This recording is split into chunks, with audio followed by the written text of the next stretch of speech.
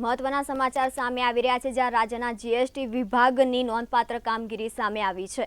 આ સમગ્ર ઘટના બનવા પામી છે, જ્યાં રાજ્યમાં જીએસટી વિભાગની નોંધપાત્ર કામગીરી સામે આવી છે, જ્યાં જાન્યુઆરી 2024માં જીએસટી અને વીએટી થકી 8,922 કરોડની આવક થઈ હોવાનું સામે આવ્યું છે। જીએસટી વિભાગની બીજા નંબરની સૌથી ઊંચી માસિક આવક નોંધાઈ છે, જ્યાં જાન્યુઆરીમાં ₹5,861 કરોડની જીએસટી આવક મેળવી છે।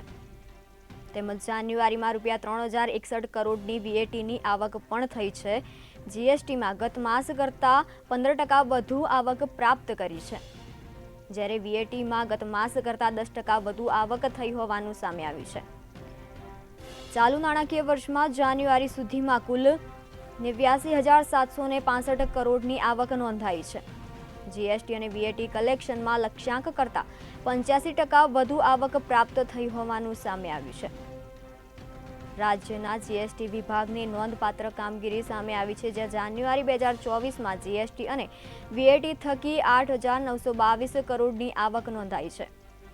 જીએસટી વિભાગની બીજા નંબરની સૌથી ઊંચી માસિક આવક નોંધાઈ છે, જ્યાં જાન્યુઆરીમાં ₹5,861 કરોડની જીએસટી આવક મેળવી છે।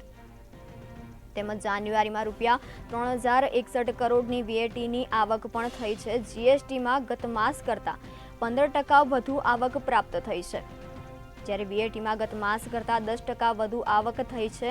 ચાલુ નાણાકીય વર્ષમાં જાન્યુઆરી સુધીમાં કુલ 89,765 કરોડની આવક નોંધાઈ છે।